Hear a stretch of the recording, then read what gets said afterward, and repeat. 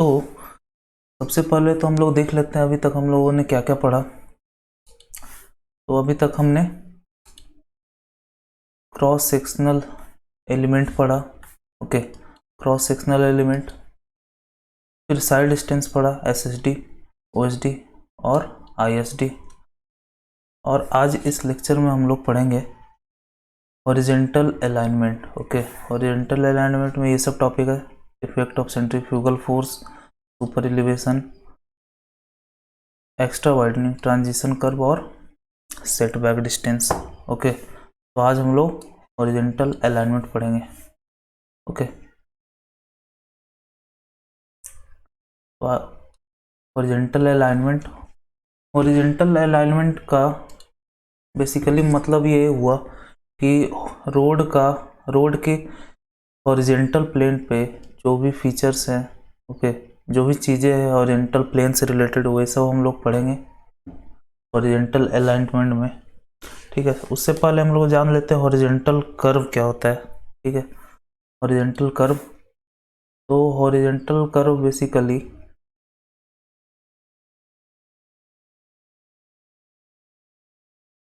ये straight road है।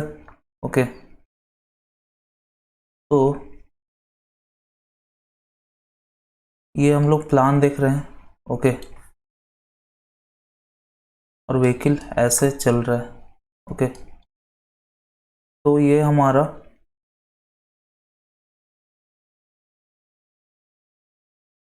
एक सर्कुलर कर्व हो गया। ठीक है, स्ट्रेट लाइन के बाद एक सर्कुलर कर्व। ओके, तो ये कहलाता है हॉरिजेंटल कर्व। और वर्टिकल कर्व क्या होता है? वर्टिकल कर्व दो तरह के होते हैं। पहला तो सपोज हम लोगों को ये एक ग्राउंड है और ये एक ग्राउंड है। ठीक है, इसे हमें ज्वाइन करना है, तो हम लोग कुछ ऐसा ज्वाइन करेंगे। ठीक है, और सपोज ये एक है और ये एक ग्राउंड है, इसको हमें ज्वाइन करना है, तो हम लोग कुछ ऐसा ज्वाइन करेंगे। ठीक है, तो ये बेसिकली ये हो गए वर्टिकल कर्व्स। ओके, व्हीकल ऐसे मूव कर रहा है। इसमें हम लोग ऊपर से देख रहे थे, प्लान देख रहे थे, ये था हॉरिजेंटल कर्व और ये है वर्टिकल कर्व। ठीक है, इधर इसमें हम लोग साइड से देख रहे हैं, तो बेसिकली ये डिफरेंस है। तो इस लेक्चर में हम लोग सिर्फ हॉरिजेंटल कर्व के बारे में पढ़ेंगे, इसके बारे में हम लोग अगले लेक्चर में पढ़ेंगे। ठीक है,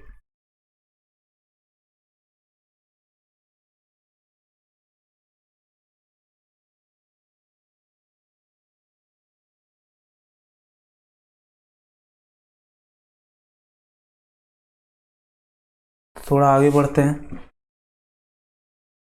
सबसे पहला टेरेन क्लासिफिकेशन हम लोग पढ़ते हैं।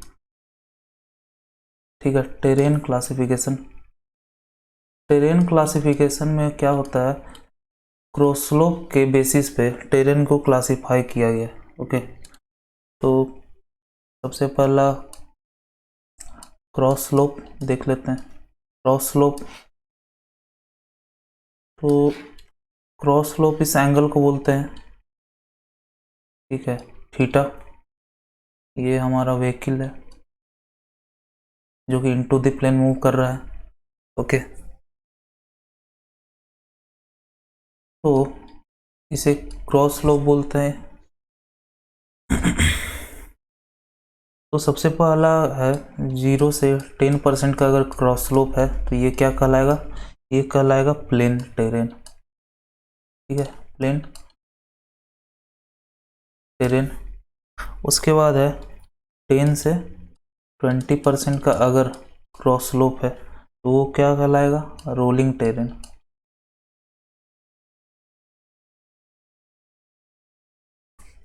ठीक है,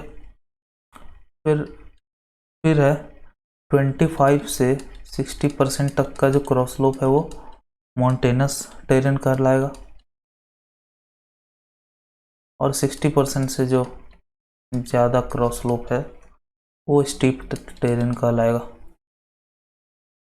ठीक है, तो आप लोग बता सकते हैं अगर कोई क्रॉस स्लोप है उसका अगर 45 डिग्री एंगल है, ठीक है।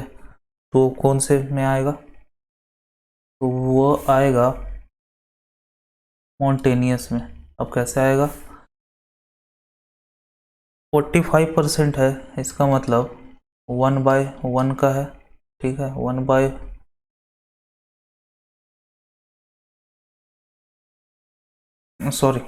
वो स्टीप में आ जाएगा हमारा, ठीक है। 1/1 है, 1/1 इंटू 100 कर देने से मतलब 100%, तो 100% हमारा स्टीप में आ जाएगा, ठीक है। ओके, तो 45% का जो एंगल होगा क्रॉस स्लोप का, वो हमारा स्टीप के अंदर आ जाएगा, ठीक है। उसी तरह अगर अलग अलग एंगल दिए हो उसके लिए आप परसेंटेज इस तरह निकाल लें, ठीक है। तो उससे हमारा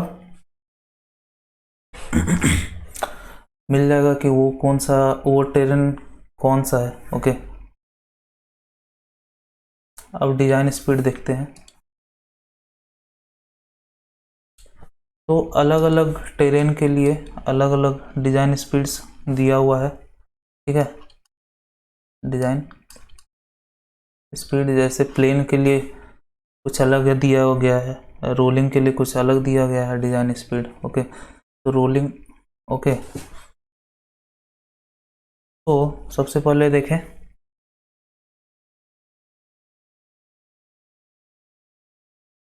ये हो गया प्लेन, ये हो गया रोलिंग, ठीक है। और स्पीड दो तरह के होते हैं, इस टॉपिक में दो तरह के, आगे और तरह के आएंगे, रूलिंग और मिनिमम। तो रूलिंग वो हुआ जो हम लोग देना चाहते हैं, ठीक है, जो होना चाहिए या हम लोग जो देना चाहते हैं। और एक मिनिमम स्पीड हो गया, मिनिमम को मतलब आप लोग जानते हैं, मिनिमम स्पीड। तो सबसे पहला कैटेगरी है एक्सप्रेस हाईवे, एक्सप्रेस हाईवे, ठीक है। दूसरा कैटेगरी है एनएच, फिर तीसरा कैटेगरी है एसएच, ठीक है। तो रूलिंग में, और ये जो भी स्पीड है हम लोग kmph में पढ़ रहे हैं, ठीक है। तो प्लेन में हमारा एक्सप्रेस हाईवे पे 120 मैक्सिमम होना चाहिए और मिनिमम 100 होना चाहिए। रोलिंग में इसी तरह 100 रोलिंग होना चाहिए और 80, ठीक है। एनएच में 100 होना चाहिए रूलिंग और मिनिमम 80 होना चाहिए, ये 80 होना चाहिए, ये 65 होना चाहिए। फिर ये भी सेम है, ये भी सेम है, ये भी सेम है, ये भी सेम है। ओके, तो ध्यान देने वाली बात यह है कि इंडिया में किसी भी रोड का स्पीड लिमिट 120 से ज़्यादा नहीं होता है, ठीक है। 120 से जनरली कम ही होता है। एक्सप्रेस हाईवे का 120 होता है, एनएच का तो और कम होता है जो कि 100 होता है। तो लिमिट 120 ही है इंडिया में किसी भी रोड का, या एक्सप्रेस वे हो या कोई और रोड, 120 से ऊपर हमें नहीं चलाना रहता है, ठीक है। 120 लिमिट है, हाईएस्ट लिमिट। रोलिंग में और कम है थोड़ा, ओके, क्योंकि क्रॉस स्लोप ज़्यादा होता है इसका। क्रॉस स्लोप कितना होता है, 10 to 25%, ठीक है। तो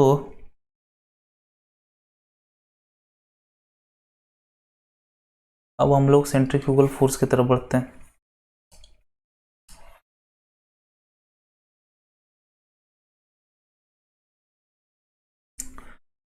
तो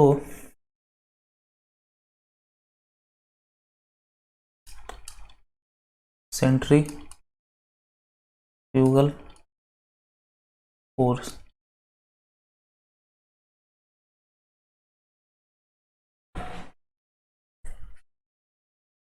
तो सबसे पहले सपोज ये एक कर्व है हमारा, ठीक है, ये प्लान है, और ये सेक्शन यहाँ पे हम लोग कट कर रहे हैं। कट करके जब देखते हैं तो हमें कुछ ऐसा दिख रहा है, ठीक है। और व्हीकल हमारा यहाँ पे है जो कि कुछ इस तरह मूव कर रहा है। तो यहाँ कट करके अगर हम लोग देखते हैं तो ये क्रॉस स्लोप जो हुआ वो थीटा हुआ, और व्हीकल जो है हमारा, व्हीकल ये है हमारा, ठीक है।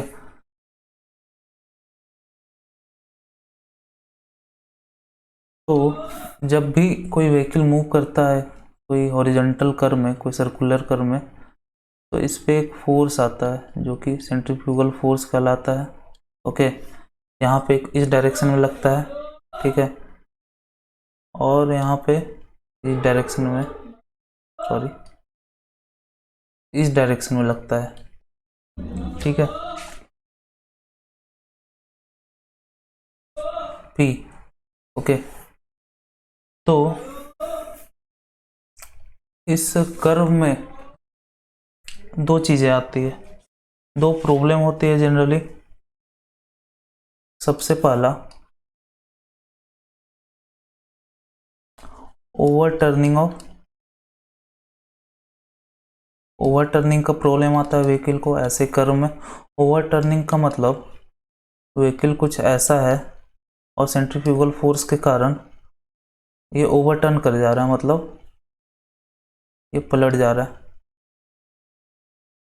ओके, ये रोड है, ये ओवरटर्न कर गया ऐसा, तो ये प्रॉब्लम आती है, ओवरटर्निंग की प्रॉब्लम आती है। और फिर लैटरल स्किडिंग की प्रॉब्लम आती है, लैटरल स्किडिंग। तो सपोज ये रोड है, ओके, इस पे फोर्स लगता है, तो फ्रिक्शन इधर एक्ट कर रहा है, तो फ्रिक्शन की कमी से क्या होता है, ये इधर स्किड करने लगता है, मतलब ये मूव करके यहाँ पे आ जाएगा। ओके, हो सकता है ये लेन चेंज कर ले स्किड करने के कारण, तो ये इधर इधर को मूव कर जाता है, तो ये प्रॉब्लम आती है लैटरल स्किडिंग की। तो दो प्रॉब्लम आ रहे हैं, सबसे पहले ओवरटर्निंग, दूसरा लैटरल स्किडिंग। ठीक है, हम लोग बारी बारी से पढ़ते हैं, सबसे पहले ओवरटर्निंग को पढ़ते हैं।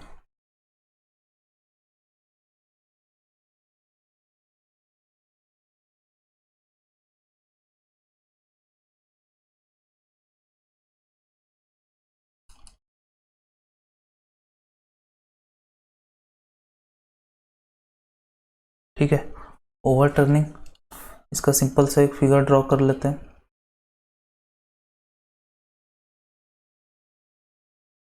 ये व्हीकल है, ये रोड है आपका, ठीक है, ये सेंटर ऑफ मास है। तो सपोज रेडियस इधर के तरफ है और गाड़ी इधर से ऐसे मूव कर रहा है, ऐसे करके ऐसे, तो इसका सेंटर, इस कर्व का सेंटर इधर के तरफ है, तो जो सेंट्रीफ्यूगल फोर्स लगेगा इस डायरेक्शन में लगेगा, जो कि P होगा। ओके, और इसका जो भी वेट होगा ये W होगा, ठीक है, ये P हो गया, ये W हो गया। नाउ अब हम लोग ये सेंटर का अगर हाइट देखें, इसे H मान लेते हैं, ठीक है, H, और ये जो टायर के बीच का डिस्टेंस है, ओके, इसको यहाँ पर प्रोजेक्ट कर रहे हैं, टायर के बीच के डिस्टेंस है, इसको हम लोग स्मॉल b मान ले रहे हैं, ठीक है। तो सबसे पहले p क्या होगा, तो सपोज इसका मास m है, तो p क्या हो जाएगा, mv², और ये v के स्पीड से आगे बढ़ रहा है और ये जो कर्व है उसका रेडियस r है हमारा, ठीक है। तो p क्या हो गया, mv²/r, तो ये हो गया सेंट्रीफ्यूगल फोर्स।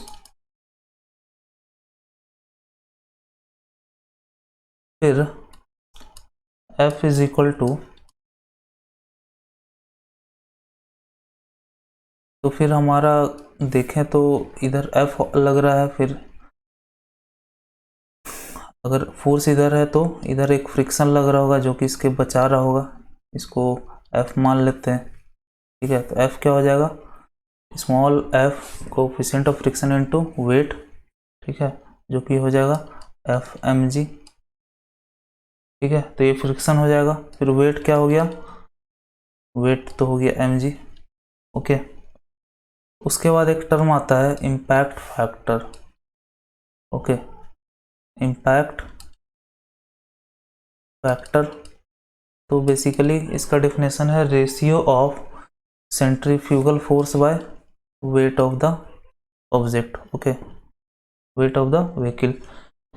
तो इसको हम लोग या तो इम्पैक्ट फैक्टर बोलते हैं, नहीं तो सेंट्रीफ्यूगल रेशियो, क्या बोलते हैं, इम्पैक्ट फैक्टर और सेंट्रीफ्यूगल रेशियो, ओके। तो ये हो गया सेंट्रीफ्यूगल फोर्स, ये हो गया वेट ऑफ व्हीकल, तो ये M V square by R, ये by M G, okay. Finally V square by R G जो है वो आपका इम्पैक्ट फैक्टर है, ये हमें याद रखना है, okay.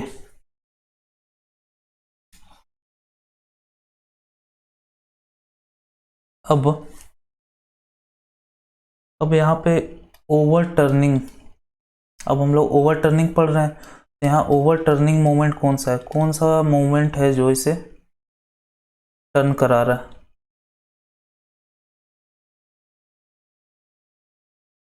Am not is equal to, तो टर्न ये फोर्स करा रहा है centrifugal force P into H, okay.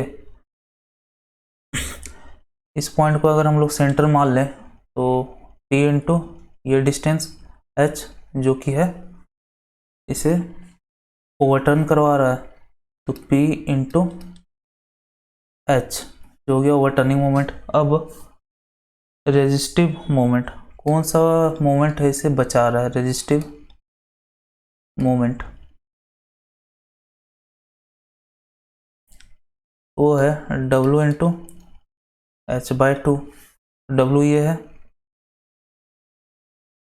ठीक है, W ये है, और सॉरी B बाई टू, तो यहाँ से यहाँ तक का डिस्टेंस क्या हो जाएगा B by two, W into B by two, तो ये हो गया रेजिस्टिव मोमेंट, ओके। तो ये मोमेंट है इसे बचा रहा है, इसका वेट इसको बचा रहा है, लेकिन इसका जो सेंट्रीफ्यूगल फोर्स है ये इसे ओवरटर्न करने की कोशिश कर रहा है। तो अब हम लोग 3 केसेस समझते हैं, ठीक है। तो सबसे पहला केस है टू अवॉइड ओवरटर्निंग, ओटी लिख रहे हैं इसको, ओवरटर्निंग को, तो अवॉइड ओवरटर्निंग, अगर हम लोग को ओवरटर्निंग अवॉइड करना है तो रेजिस्टिव फोर्स जो भी है एम आर जो भी है उसे एम नॉट से बड़ा होना पड़ेगा, ठीक है। तो एम आर क्या है, एम आर है W into B by two is greater than P into H, okay. तो उसके बाद हम लोग P by H, P by W, ठीक है, ये इधर चला गया तो ये नीचे आ जाएगा, पी बाय डब्लू, सॉरी ये इधर चला गया ये नीचे आ जाएगा, तो B by two H, okay, P by W.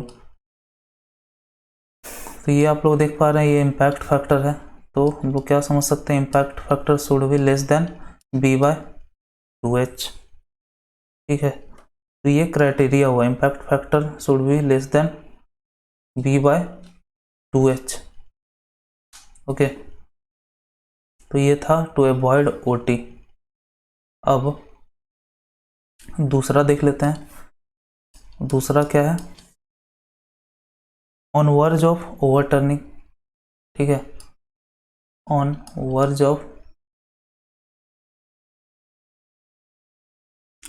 Overturning कब होगा, जब M not equal to M R हो जाएगा, ठीक है। तो यहाँ पे बस इक्वल हमें करना है, इक्वल करना है, तो फाइनली जो आएगा वो I is equal to B by two H है। तो इम्पैक्ट फैक्टर अगर बी बाय टू एच के बराबर आ गया तो हम समझेंगे कि अब ओवरटर्न होने वाला, on verge of overturning, okay. Now third case है जो कि है अनसेफ केस, ओवरटर्न हो गया, अनसेफ केस,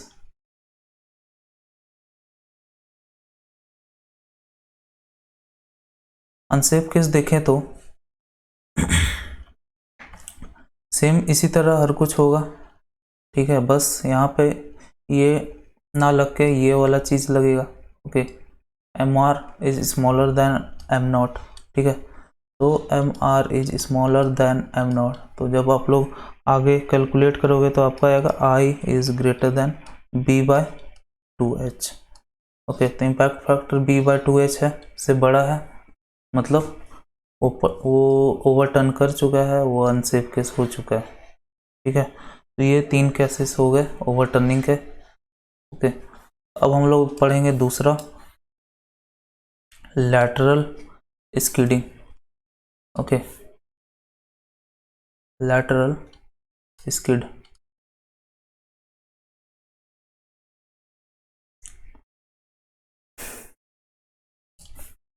तो स्किडिंग फोर्स क्या था, जो उसे स्किड करा रहा था, स्किड करने पे फोर्स कर मतलब इस मजबूर कर रहा था स्किड करने को, स्किडिंग फोर्स था हमारा P, ठीक है, mv² बाय r। और रेजिस्टिव फोर्स क्या था, रेजिस्टिव फोर्स वो था फ्रिक्शन, जो कि होता है Fmg, ओके। तो इसमें भी हमारा 3 केस बनेगा। सबसे पहला तो avoid skidding, to avoid skid, तो to avoid skid F should be greater than P, ठीक है। तो F क्या हो जाएगा, W ग्रेटर देन P, तो P बाय W होता है इम्पैक्ट फैक्टर, मतलब impact factor should be less than F, ठीक है। इसी तरह इसमें भी 3 केसेस बनेंगे, ठीक है। ऑनवर्ज, ऑनवर्ज के लिए क्या हो जाएगा, I इक्वल टू F, ठीक है। और अनसेफ केस क्या हो जाएगा,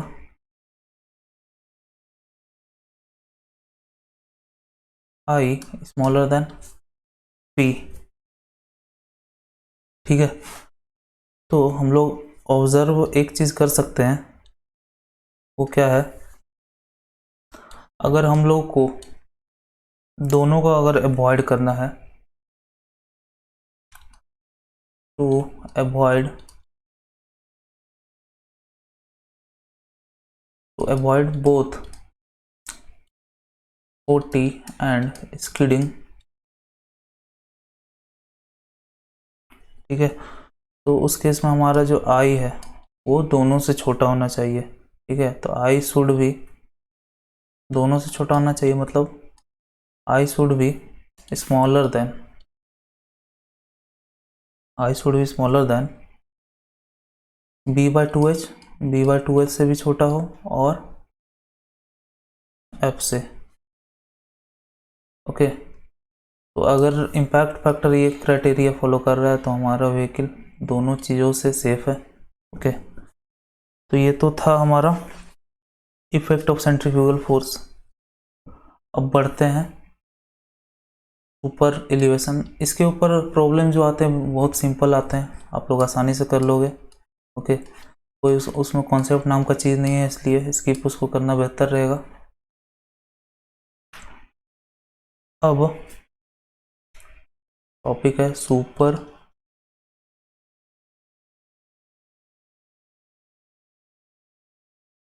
एलिवेशन, ओके। काफ़ी इंपॉर्टेंट टॉपिक है, समझने को काफ़ी कुछ है, ठीक है। तो इसका डेफिनेशन है cross slope provided to road, okay, at horizontal curve by elevating, ठीक है। Cross slope provided to the road, okay, at horizontal curve by elevating outer edge of pavement with respect to inner edge in order to avoid overturning and lateral skidding of vehicle due to effect of centrifugal force, ठीक है। तो ये हुआ super elevation,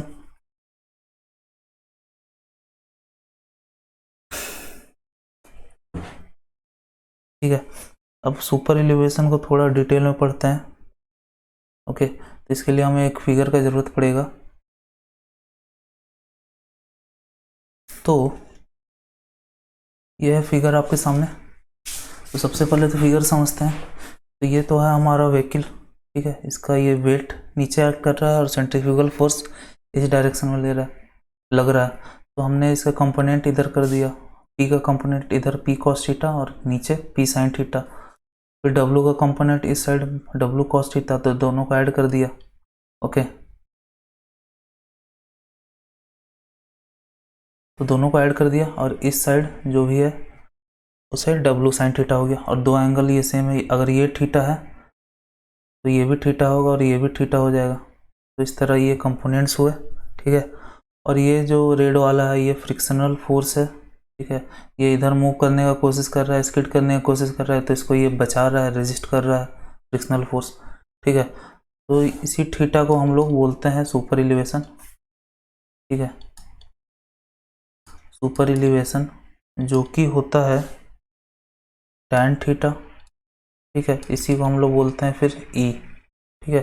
तो ये इस super elevation tan theta और ई, ठीक है। तो टैन थीटा को हम लोग ई लिख सकते हैं, ठीक है, या तो ई को टैन थीटा लिख सकते हैं, ठीक है। तो इस ई एंगल को हम लोग सुपर एलिवेशन, इसी एंगल को बोलते हैं, इसी क्रॉस स्लोप को बोलते हैं, ठीक है।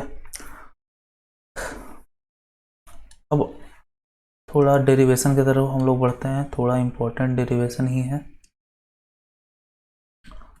तो सबसे पहले अगर देखा जाए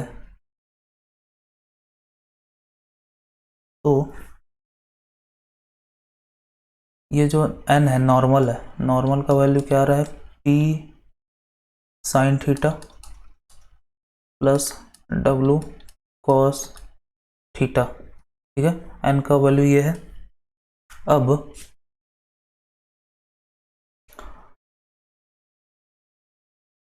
x ये मान लेते हैं x एक्सिस है, तो ठीक है। तो x एक्सिस में हम लोग को क्या देखने को मिल रहा है, x एक्सिस पे देखने को मिल रहा है p cos theta is equal to w sine theta plus f, ठीक है। तो f क्या हो गया, f n हो गया, n। अब इस चीज़ को हम लोग n की जगह पुट कर देते हैं, ठीक है। p cos theta plus sorry is equal to w sine theta plus f into p sine theta plus w cos theta, ठीक है। तो ये हुआ। इसको आप लोग फर्दर कैलकुलेट करोगे तो आप लोग पाओगे, सबसे पहले तो ये कॉस थीटा है, ठीक है। थीटा वेरी स्मॉल जब भी होता है, थीटा जब भी बहुत छोटा होता है तो कॉस थीटा 1 हो जाता है और साइन थीटा टैन थीटा हो जाता है, और टैन थीटा तो ई है। तो यहाँ पे हम लोग पी लिख सकते हैं, कॉस थीटा 1 हो गया। अब डब्लू साइन थीटा को हम लोग टैन थीटा लिख सकते हैं, और टैन थीटा क्या है, टैन थीटा ई है, ओके। तो यहाँ पे हम लोग डब्लू ई लिख सकते हैं। उसके बाद एफ पी साइन थीटा फिर से E plus W cos theta है, तो एफ डब्लू सिर्फ, ठीक है।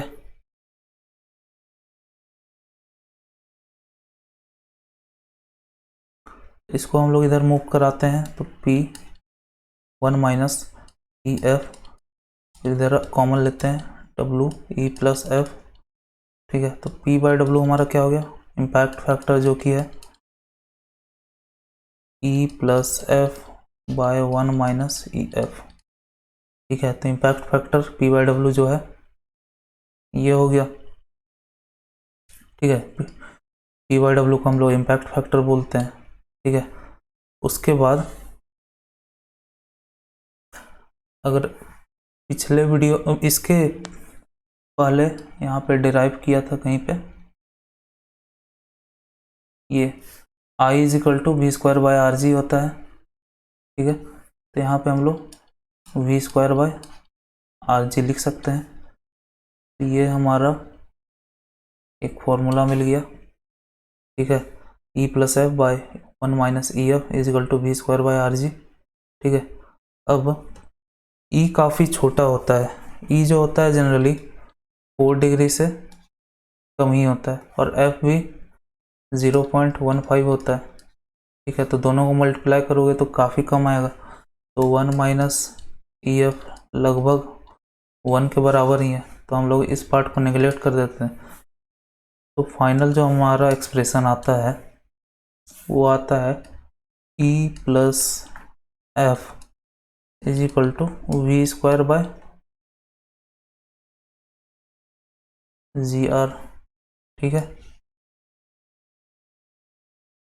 तो ये सब तो हुआ एसआई यूनिट में। इसको अपने अपने यूनिट में कन्वर्ट करने के लिए हम लोग क्या करते हैं, तो ये E plus F is equal to V आपको मीटर पर सेकंड में यहाँ पे डाल है, लेकिन हम लोग को किलोमीटर में डालना है। ठीक है, तो उसके लिए 0.278 वी स्क्वायर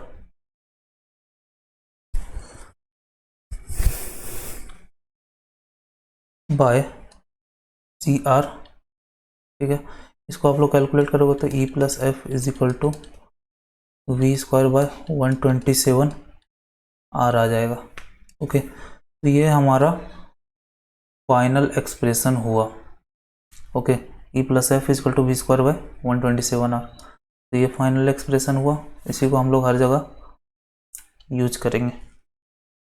ओके,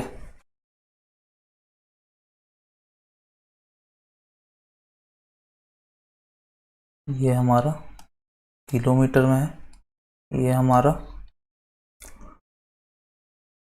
मीटर में। ठीक है, याद रखना है। और इसकी वैल्यू जनरली 0.15 होती है अगर क्वेश्चन में दिया नहीं है तो। ठीक है, उसके बाद एक नोट पॉइंट है,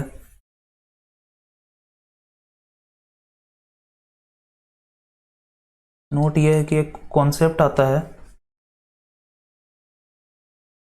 इक्विलिब्रियम सुपर एलिवेशन करके। ठीक है, ये कॉन्सेप्ट में होता क्या है,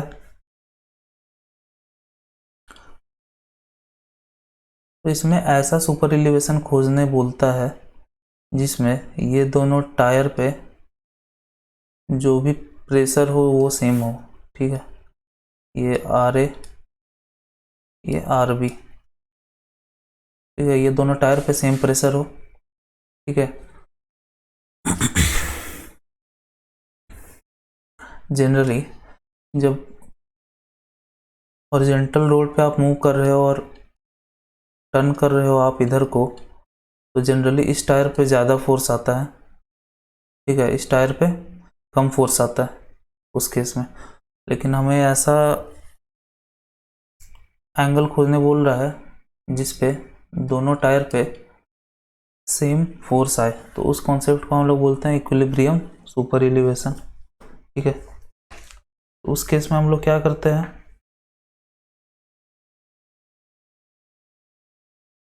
उस केस में हम लोग, ये हमारा फॉर्मूला हो गया जो हम लोग को यूज़ करना है इस सुपर एलिवेशन टॉपिक में। तो इस केस में हम लोग क्या करते हैं, एफ को जो है हम लोग 0 मान लेते हैं। ठीक है, मतलब फ्रिक्शन है ही नहीं। ठीक है, तो उस केस में हमारा जो भी ये दोनों है वो इक्वल हो जाता है।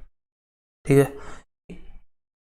तो E is equal to V square by 127 R. तो इक्विलिब्रियम सुपर एलिवेशन जहाँ भी देखे E is equal to V square by 127 R लगा देना है। ओके, तो उससे हमारा क्या हो जाएगा, दोनों टायर पे सेम प्रेशर लग जाएगा। ठीक है,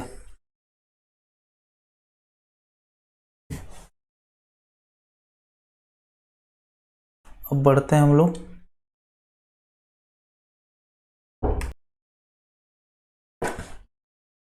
तो ये था concept of equilibrium super elevation. आप लोगों के दिमाग में एक चीज़ आ रहा होगा, हम लोग एफ को क्यों 0 किए। ठीक है, तो एफ को इसलिए 0 किए क्योंकि अगर हम लोग को दोनों टायर पे सेम प्रेशर चाहिए तो हमें ऑन वर्ज ऑफ ओटी लाना पड़ेगा। ठीक है, ऑन वर्ज ऑफ ओटी वाला कॉन्सेप्ट लाना पड़ेगा। ओके ठीक है, ऑन वर्ज ऑफ 40 या फिर on verge of lateral skidding वाला। ओके ये P है और फ्रिक्शन इधर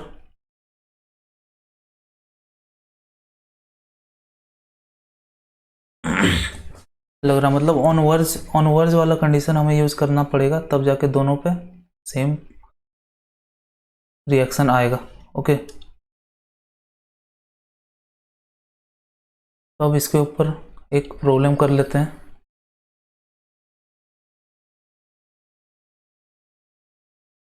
प्रॉब्लम है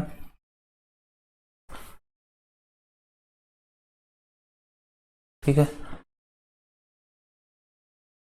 रेडियस कर्व का जो रेडियस है वो है 335 मीटर और जो सुपर एलिवेशन है वो है tan 33 degree.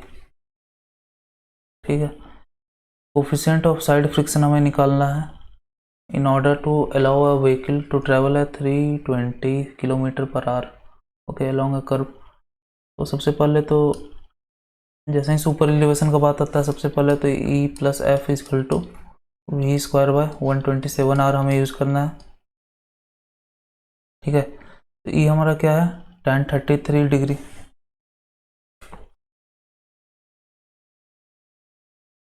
tan 33 degree. F क्या है, F हमें फाइंड करना है।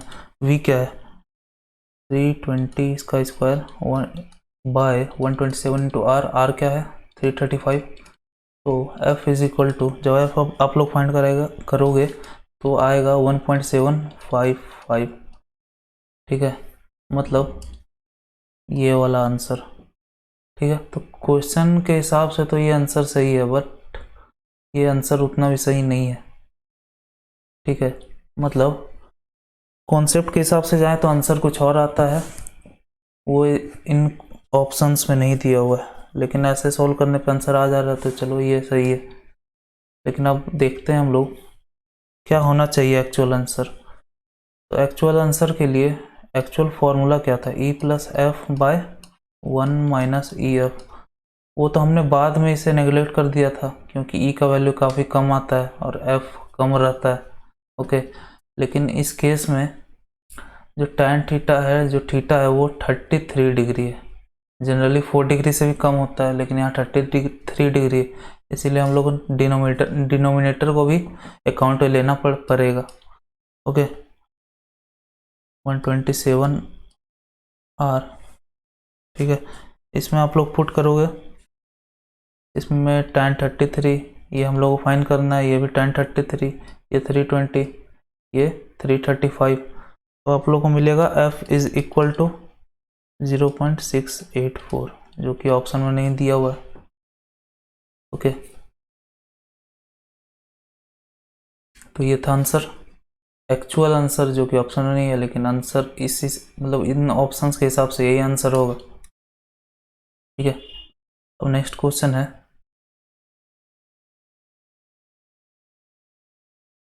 नेक्स्ट क्वेश्चन है डिजाइन स्पीड दिया हुआ है आपका। ठीक है, रेडियस ऑफ सर्कुलर कर्व दिया हुआ है, F दिया हुआ है, कोफिशिएंट ऑफ फ्रिक्शन दिया हुआ है। तो कैलकुलेट हमें करना है सुपर एलिवेशन, जब फुल फ्रिक्शन डेवलप हुआ हो और जब कोई भी सुपर एलिवेशन ना हो, तो हम लोग को कोफिशिएंट ऑफ फ्रिक्शन फाइंड करना है और फिर इक्विलिब्रियम सुपर एलिवेशन फाइंड करना है। तो सबसे पहले है ए, हम लोग देखते हैं। तो E plus F is equal to V square by 127 R. ठीक है, तो E plus full lateral friction developed मतलब 0.15 डेवलप्ड। ठीक है, तो भी क्या है, आर क्या है,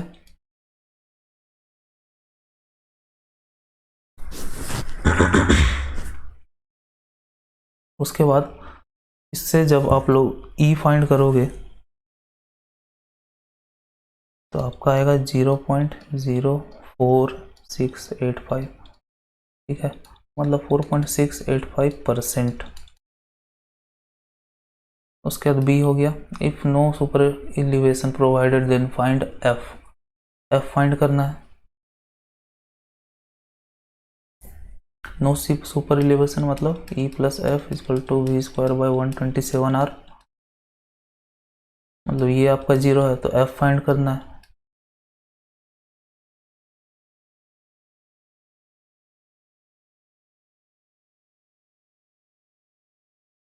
तो ये आपका आएगा 0.1965। ओके, अगर सुपर एलिवेशन नहीं है तो हमको इतना कोफिशिएंट ऑफ फ्रिक्शन देना ही होगा, ठीक है, कोफिशिएंट ऑफ इतना फ्रिक्शन लाना ही होगा किसी तरह। ओके, अब सी,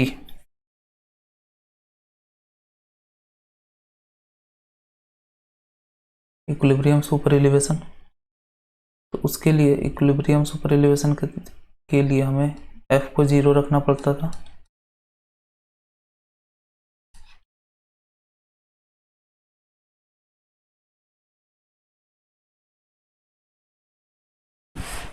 तो एफ को हम लोग को 0 रखना होता है।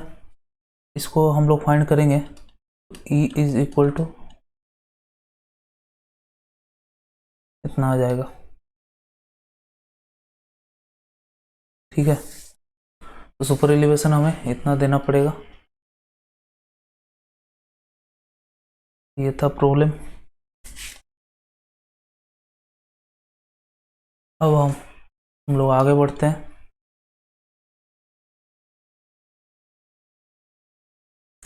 डिजाइन सुपर एलिवेशन, इसके लिए हमें पहले कॉन्सेप्ट पढ़ना होगा।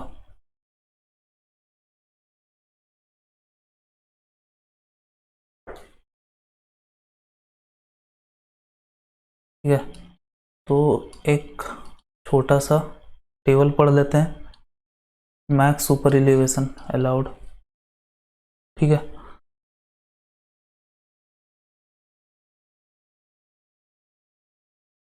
अर्बन एरिया जो भी होते हैं वहाँ पे मैक्सिमम अलाउड है ई मैक्स है, तो वहाँ मैक्सिमम ई मैक्स अलाउड है 4%। प्लेन एंड रोलिंग में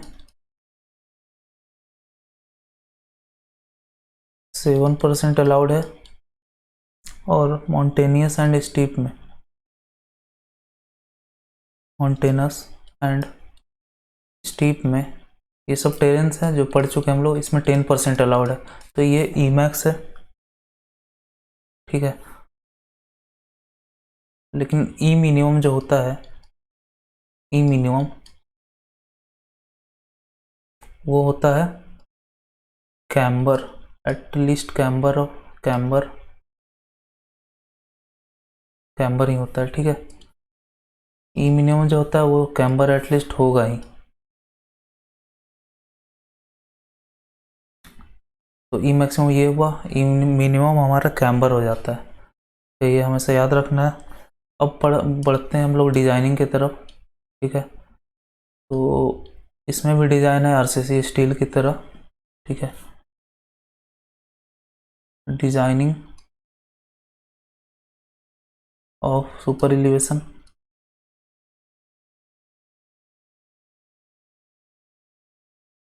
ठीक है। तो ये हमेशा मिक्स ट्रैफिक के अंदर किया जाता है, under mixed traffic condition, under mixed traffic condition, ठीक है। तो सबसे पहले स्टेप क्या है, स्टेप 1, सबसे पहला स्टेप ये है कि ई प्लस एफ,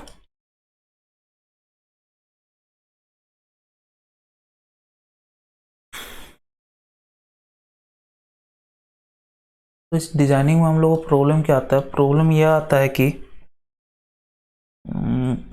एक रोड होता है, उसमें हर व्हीकल अलग अलग अपनी अलग अलग स्पीड से चलती है, ठीक है।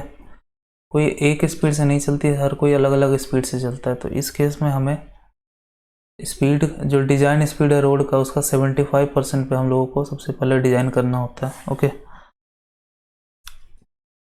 और इसमें हमें फ्रिक्शन अकाउंट नहीं करना पड़ता है। E plus F is equal to 75% of V, ठीक है, बाय 127 R। और साथ में हम लोगों को फ्रिक्शन को भी अकाउंट नहीं करना है, 75% भी लेना है स्पीड का। मान लेते हैं 100%, 100 kmph का स्पीड है, तो यहाँ 75 स्क्वायर बाय 127 R लिख के कैलकुलेट करेंगे, ठीक है। तो ये हुआ स्टेप। इसको फर्दर अगर कैलकुलेट करेंगे तो हमारा आएगा V square by 225 R, okay, जिसमें ये आपका V है किलोमीटर पर आवर में, और R जो है वो है मीटर में, ठीक है। तो ये तो हुआ पहला स्टेप। पहला स्टेप में इफ ये जो E आया, सुपर एलिवेशन आया, अगर वो E मैक्स से छोटा है, देन प्रोवाइड E, ठीक है। E मैक्स क्या होता है, प्लेन के लिए होता है 0.07, ठीक है। अगर E 0.07 से छोटा है तो E प्रोवाइड कर दो, लाइक 0.05 आया तो E प्रोवाइड कर दो, यहाँ पे डिज़ाइन यहीं पे ख़त्म हो जाएगा। अगर if E is greater then E max, अगर 0.07 से, अगर ये प्लेन कंडीशन है तो 0.07 से अगर बड़ा आ गया तो हम लोग को provide E max and check F। अगर E2 से अगर E मैक्स से बड़ा आ गया तो हम लोग को E मैक्स प्रोवाइड कर देना और सेकेंड स्टेप की तरफ बढ़ना है, जो कि है check coefficient of friction F, ठीक है। अब हम लोग क्या करते हैं स्टेप 2 की तरफ। स्टेप 2 में क्या करते हैं हम लोग, E max plus F is equal to V square by 127 R। तो ध्यान यहाँ देना, यहाँ पे 100% स्पीड लेके चलते हैं, 75% वाला कॉन्सेप्ट यहाँ पे नहीं फॉलो होता है। 75% वाला कॉन्सेप्ट सिर्फ और सिर्फ यहाँ पे फॉलो होता है, ठीक है। तो ये है V square by 127 R, E max use कर लिए, इसे हम लोग को फाइंड करना है, ठीक है। तो इसमें कंडीशन है इफ F इज smaller than 0.15 then E max is safe, ठीक है। But if F is greater than 0.15 then speed need to be restrict। देखिए यहाँ हुआ क्या, पहला स्टेप में मान लेते हैं E जो है E मैक्स से बड़ा हो गया, मान लेते हैं 0.1 आ गया, जो कि 0.07 से बड़ा है, तो 0.1 आ गया, तो 0.1 यहाँ पुट किए और उसके हिसाब से F निकाले, तो F भी जो है वो 0.15 जो होता है वैल्यू हमारा शुरू से पढ़ते आ रहे हैं, उससे ज़्यादा हो गया, तो E भी ज़्यादा हो गया और F भी ज़्यादा हो गया। उस केस में हमें स्पीड को है घटाना पड़ेगा, ठीक है। E भी ज़्यादा हो जा रहा है, F भी ज़्यादा हो जा रहा है उस केस में, तो उस केस में हम लोग को भी घटाना पड़ेगा, तब जाके ये E मैक्स और E मैक्स जो कि है 0.007 और F है जो है 0.15 के बराबर होगा, ओके। तो थर्ड स्टेप की तरफ बढ़ते हैं, जो कि है स्पीड को रेस्ट्रिक्ट करना है, ठीक है। तो E plus F is equal to V square by 127 R, ठीक है। इसको इधर ले जाते हैं तो v is equal to root अंदर 127r e प्लस एफ। ठीक है,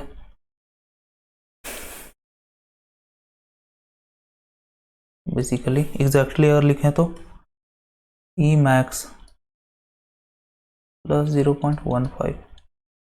ओके, तो स्पीड इससे रेस्ट्रिक्ट हो जाएगा। तो ये 3 स्टेप्स हैं जो कि हम लोग डिजाइनिंग में, डिजाइन ऑफ सुपर एलिवेशन में फॉलो करते हैं। सबसे पहले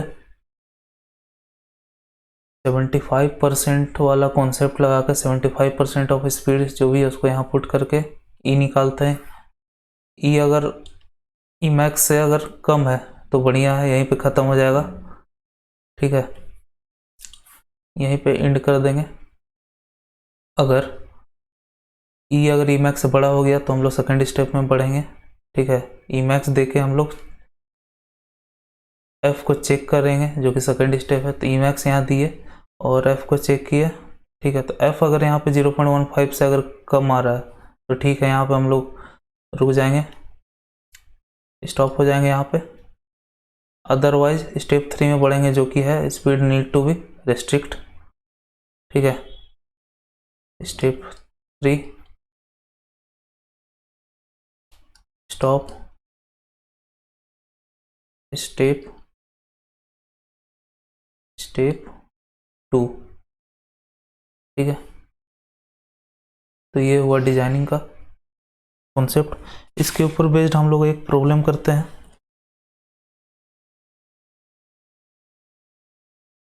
प्रॉब्लम ये है, तो सबसे पहले तो वही करना है।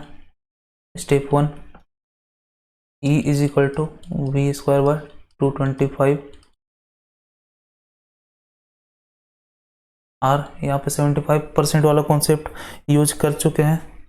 ठीक है, उससे फाइनल ये आता है 225। यहाँ पे देखिए आप लोग, ये फाइनल फार्मूला इससे डिराइव्ड होकर ये आया था। ये फाइनल फार्मूला है E is equal to V square by 125 R. Okay, यहाँ पे वही लिखे, तो ई इज इक्वल टू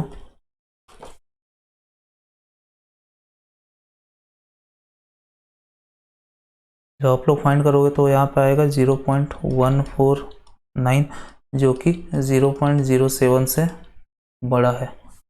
ठीक है, फिर 0.07 से बड़ा है तो हम लोग नेक्स्ट स्टेप की तरफ बढ़ेंगे जो कि है step 2 0.07 plus F is equal to V square by 127 are.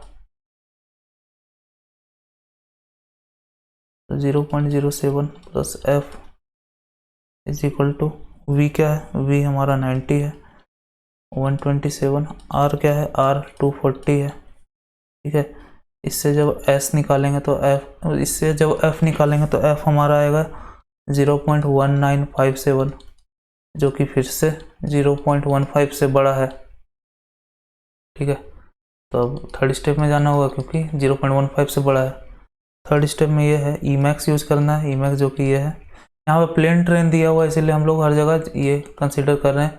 यहाँ पे अगर माउंटेनस रहता है तो 0.1 लेके चलते हैं हम लोग हर जगह। ठीक है,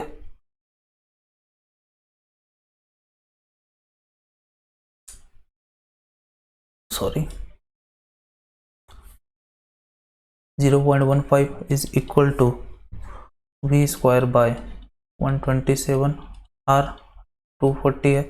वी से फाइंड करोगे आप लोग तो 81.88 आएगा। ठीक है, तो अब ध्यान ये देना है कि जो स्पीड जो हमें रेस्ट्रिक्ट करना है, ठीक है, अब हम इस स्पीड से कम वाले को करेंगे। 82 नहीं लिखेंगे। ठीक है, या तो 81 ठीक है लिखेंगे या उससे भी कम। तो यहाँ हम लोग 80 kmph का बोर्ड लगा देंगे एक। 81 नहीं, क्योंकि 80 देखने में भी अच्छा लगता है इसलिए 80 kmph का लगा देंगे। 81 भी आप लोग कर सकते हो, वो भी सही है। ठीक है, तो 80 आंसर हुआ। हम लोग इस केस में हमें स्टेप 3 तक जाना पड़ा जिसमें हम लोग स्पीड को रेस्ट्रिक्ट करते हैं। ठीक है। अब नेक्स्ट कॉन्सेप्ट की तरफ बढ़ते हैं।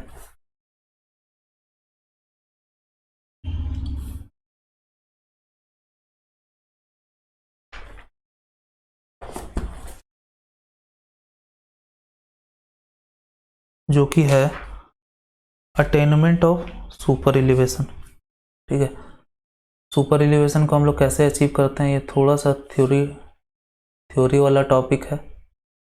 ठीक है, इसको जल्दी से एक बार देख लेते हैं। तो अटेनमेंट ऑफ सुपर एलिवेशन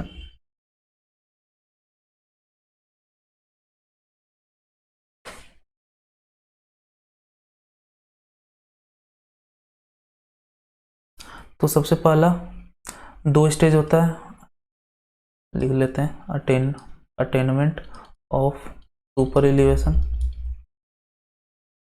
ठीक है, इसमें 2 स्टेज होता है। स्टेज वन में elimination of crown of camber होता है। ठीक है,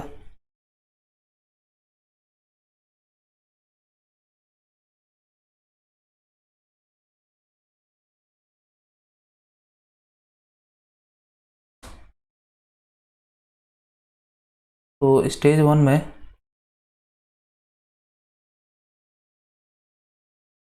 इलिमिनेशन ऑफ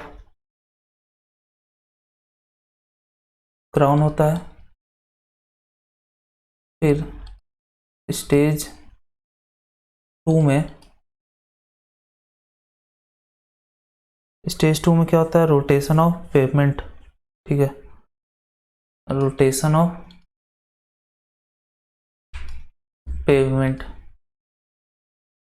ठीक है, तो सबसे पहला है stage one, elimination of crown of camber. ठीक है, इसमें सबसे पहले क्या करते हैं, सपोज ये रोड है, इसका ये कैम्बर है और इस पॉइंट को हम लोग क्राउन बोलते हैं। ठीक है, इस पॉइंट को क्राउन बोलते हैं। सबसे पहले तो हमें इसे एलिमिनेट करना पड़ता है।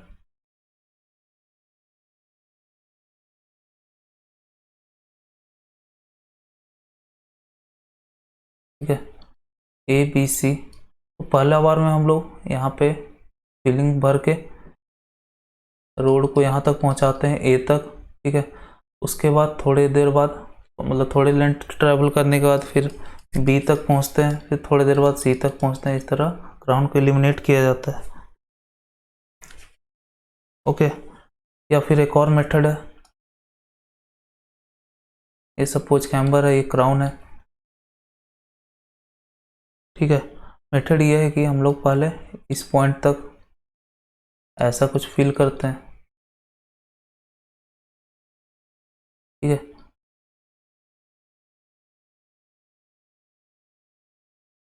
उसके बाद कुछ ए बी सी, उसके बाद यहाँ तक फिल करते हैं। फाइनली थोड़े दिन बाद यहाँ तक फिल कर देते हैं। तो या तो आप इधर से इधर जाओ या तो इधर से ही जाओ। ठीक है, तो 2 मेथड है। इसको हम लोग बोलते हैं डायगोनल क्राउन मेथड। ठीक है, और इसको बोलते हैं elevation of outer edge with respect to crown of camber. इसे बोलते हैं elevation of outer edge with respect to crown of camber, और इसे बोलते हैं डायगोनल क्राउन मेथड। ओके, तो अब नेक्स्ट स्टेज की तरफ बढ़ते हैं। ये था स्टेज वन। अब स्टेज टू ये है कि अब हमने यहाँ तक, मतलब हम लोग रोड को बराबर कर लिया। अब हमें रिक्वायर्ड सुपर एलिवेशन चाहिए। ठीक है, अब हम लोग क्या चाहिए, अब हम लोग को चाहिए ये वाला चीज़। ठीक है, पहले ये था, अब हम लोग और थोड़ा एलिवेट करना है। उसका 2 मेथड है, इसका भी। एक है रोटेशन अबाउट सेंटर। सपोज ये आपका रोड है। ठीक है, तो आपको इस वाले को ऊपर उठाना है। ठीक है, उसके लिए आप एक तरीका है जिसमें आप लोग यहाँ से उठा सकते हो, जो कि कहलाएगा रोटेशन अबाउट सेंटर। दूसरा तरीका है, आप लोग इस पॉइंट से उठा सकते हो। ठीक है। रोटेशन अबाउट इनर एज, इधर से आप लोग उठा सकते हो। तो दो तरीका है, क्या है, या तो आप यहाँ से उठा लो या फिर यहाँ से उठा लो। ओके, तो इसमें कुछ पॉइंट्स है। इसमें पॉइंट्स ये है कि central line remain unchanged, centre point का जो एलिवेशन होता है वहीं पर रहता है, ये वाला पॉइंट हमेशा यहीं पर रहेगा, चेंज नहीं होगा। ठीक है। इसमें ड्रेनेज सिस्टम अफेक्ट कर जाता है, ड्रेनेज सिस्टम अफेक्ट, क्योंकि ड्रेनेज सिस्टम यहीं पे रहता है, इसको नीचे ले जाने के लिए हम लोगों को फिर ड्रेनेज सिस्टम यहाँ पे बनाना पड़ेगा। ठीक है। और यहाँ पे फ़ायदा ये होता है कि कॉस्ट कम लगता है हम लोग को। क्यों कम लगता है? क्योंकि यहाँ पे जो अर्थवर्क हमारा यहाँ से निकलता है वो जाके यहाँ पे चला जाता है, तो अर्थवर्क इज बैलेंस्ड। ओके, यहाँ पे कॉस्ट कम आता है। यहाँ पे देखें तो ड्रेनेज सिस्टम अफेक्ट नहीं करेगा, इसका जस्ट उल्टा यहाँ पे हो जाएगा। यहाँ पे कॉस्ट जो है वो ज़्यादा आता है। क्यों ज़्यादा आता है? क्योंकि हम लोगों को यहाँ पे फिल करना पड़ता है अर्थ को, मिट्टी यहाँ पे हमें फिल करना पड़ जाता है, जो कि हमें दूसरे जगह से लाना पड़ता है, इसलिए कॉस्ट बढ़ जाता है। लेकिन फ़ायदा क्या है? फ़ायदा है कि ड्रेनेज अफेक्ट नहीं करता है। ठीक है। तो ये तो था अटेनमेंट ऑफ सुपर एलिवेशन। अब हम लोग एक्स्ट्रा वाइडनिंग के ऊपर बढ़ते हैं, एक्स्ट्रा वाइडनिंग की तरफ बढ़ते हैं हम लोग।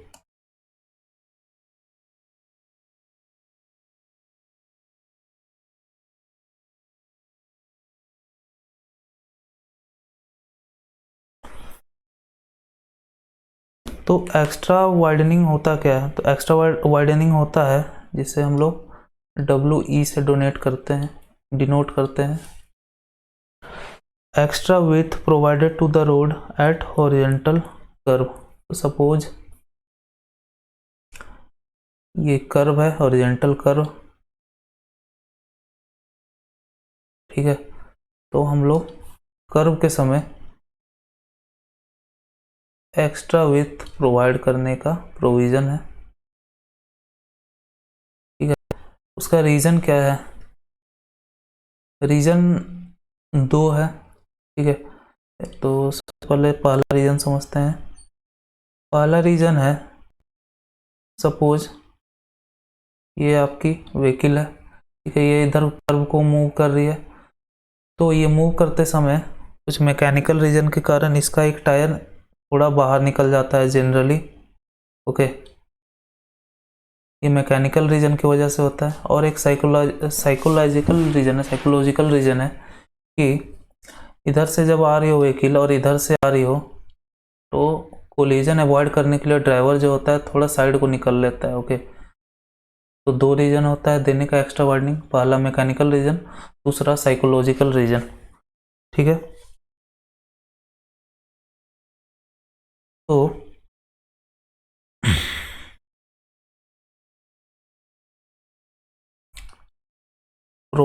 it is provided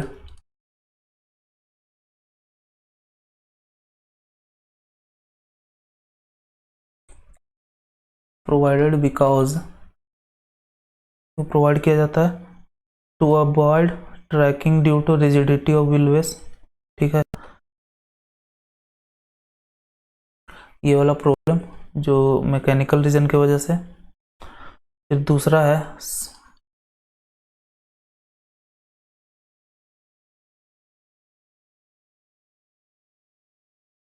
psychological reason.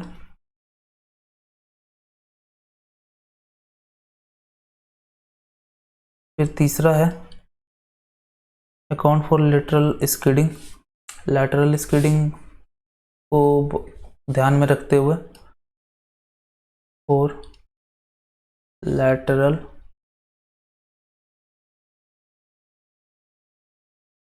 Skidding.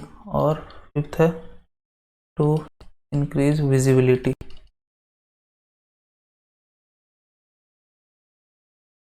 Eight curve.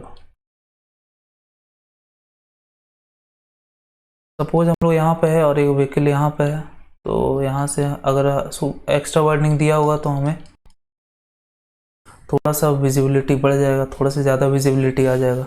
Okay, और ये पहला है मैकेनिकल रीजन। ठीक है, मेन हमारा यही दोनों रीजन है, ये दोनों। इसके लिए अगर हम लोग फॉर्मूला बना लेते हैं तो ये दोनों हमारा हो जाता है। ठीक है, तो ये इम्पोर्टेंट ये दोनों रीजन है बस। ओके,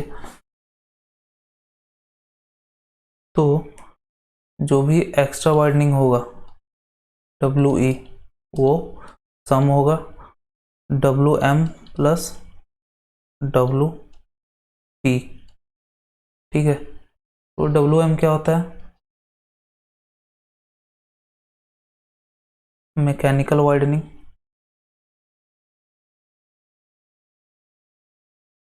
और WP क्या होता है? Psychological widening.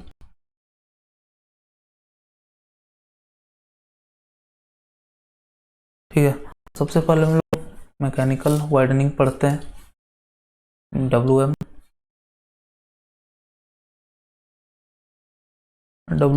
Mechanical widening.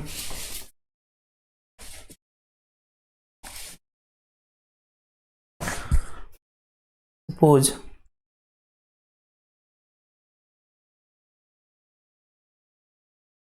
ये क्यों होता है? Due to rigidity of wheel base. Rigidity of wheel base. Okay, तो सपोज ये हमारा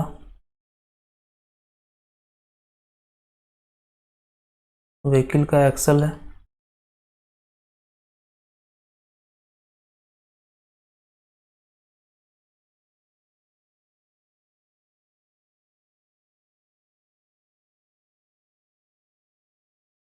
ठीक है, ये पोर्शन आपको दिख रहा होगा, ये इधर को मुड़ा रहता है, फिर भी आपको दिख रहा होगा कैसे ये थोड़ा सा ऑफ ट्रैक हो गया है। ओके, कैसे ये थोड़ा सा ऑफ ट्रैक हो गया, तो इसका एक प्रूफ भी है, लेकिन ये ज़्यादा इम्पोर्टेंट नहीं है। ठीक है, तो ये वाला पोर्शन ऑफ ट्रैक हो गया है, OT जिसको बोल सकते हैं। ठीक है, और ये लेंथ हम लोग मान लेते हैं L।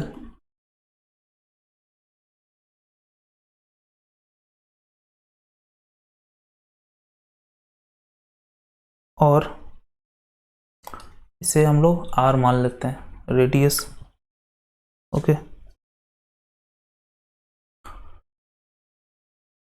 ये OT, तो हमारा जो OT हो गया वो हो जाएगा L स्क्वायर।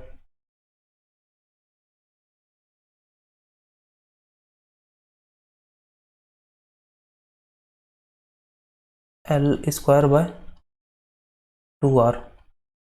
तो OT क्या हो गया? Off trekking.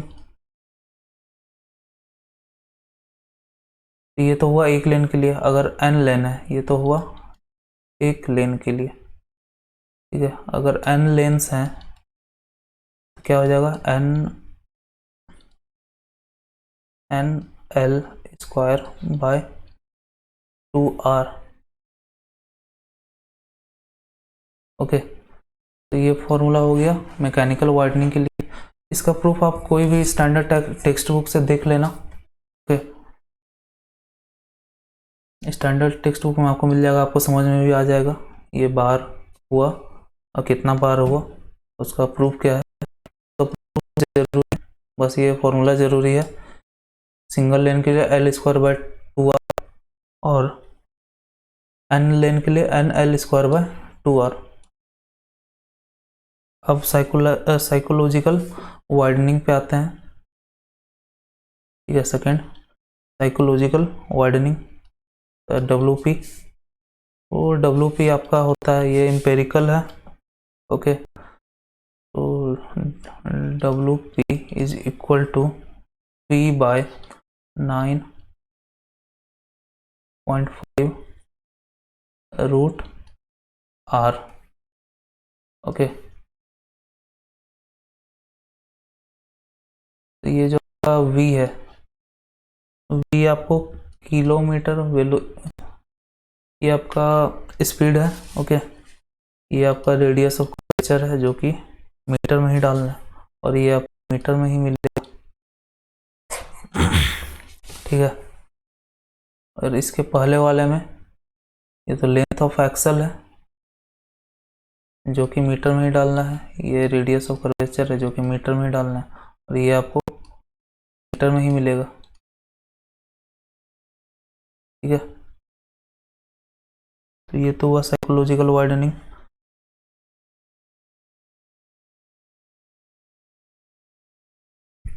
यही समझ गए हम क्यों होता है, क्योंकि कोलिजन को अवॉइड करने के लिए ड्राइवर सोचता है कि हम थोड़ा साइड ले लेते हैं, इसलिए थोड़ा ऑफ ट्रैक हो जाता है, इसलिए ये जरूरी है।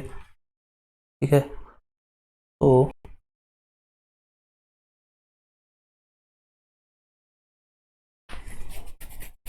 कुछ नोट्स हैं।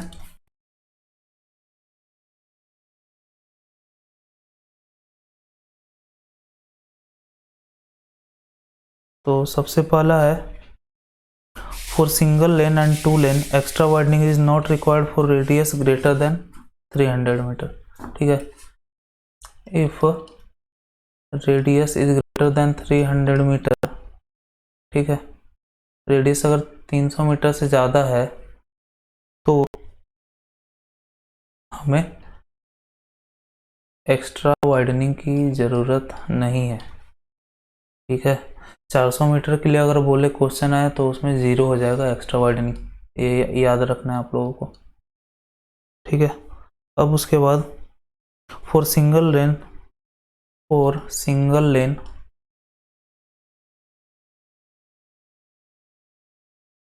WP साइकोलॉजिकल वाइडनिंग हम लोगों को ज़रूरत नहीं है, क्योंकि सामने से कोई व्हीकल नहीं आ रहा है तो कोलिजन अवॉइड नहीं करना है, इसीलिए WP वहाँ पे ज़ीरो हो जाएगा सिंगल लेन में। ठीक है, जो एक्स्ट्रा वाइडनिंग होता है वो जनरली हाफ हाफ डिस्ट्रीब्यूट किया जाता है। ठीक है, सपोज एक्स्ट्रा वाइडनिंग WE आया तो हम लोगों ने इधर कुछ दिया और कुछ इधर दिया। ठीक है, तो इधर कितना दिया, WE/2, फिर इधर WE/2। ओके, और फोर्थ पॉइंट है, लास्ट पॉइंट है,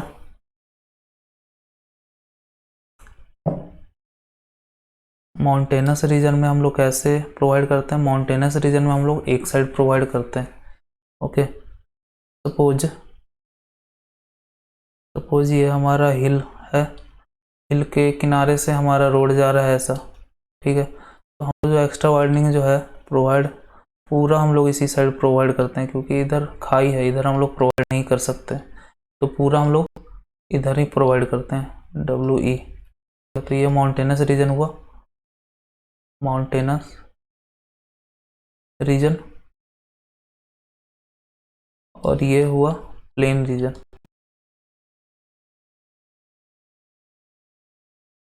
ठीक है, तो ये हमारा एक्स्ट्रा वाइडनिंग का कॉन्सेप्ट हुआ। ओके, तो एक्स्ट्रा वाइडनिंग दो चीज़ों के चलते मेनली होते हैं। सबसे पहला तो मैकेनिकल वाइडनिंग, जो कि है, इसका प्रूफ आप लोग कोई भी बुक, दूसरे बुक से देख लेंगे। ठीक है, उसका फॉर्मूला हुआ L²/2R 1 लेन के लिए, और N लेन के लिए N×L²/2R। और दूसरा रीजन है साइकोलॉजिकल वाइडनिंग, साइकोलॉजिकल रीजन, जो कि इसका फॉर्मूला है, इंपेरिकल फॉर्मूला है V/9.5√R। ओके, ये सब नोट्स भी याद रखना है कि 300 मीटर से अगर ज़्यादा है तो एक्स्ट्रा वाइडनिंग नहीं प्रोवाइड करते हैं। सिंगल लेन के लिए साइकोलॉजिकल वाइडनिंग ज़ीरो होता है, और ये भी जो दोनों बाकी दोनों पॉइंट है। ओके, इसके ऊपर हम लोग एक प्रॉब्लम कर लेते हैं।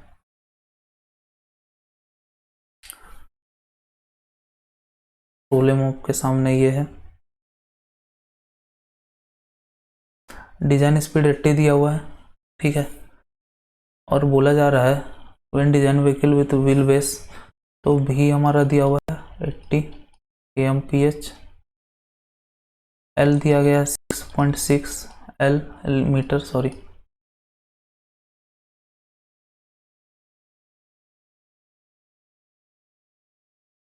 उसके बाद है ऑफ ट्रैकिंग दिया हुआ है आपका, OT दिया हुआ है, OT दिया हुआ है 0.096, ठीक है। उसके बाद बोल रहा है required widening of carriage way for 2 लेन, 2 लेन है मतलब n इज इक्वल टू 2 दिया हुआ है, ठीक है। और एक्स्ट्रा वाइडनिंग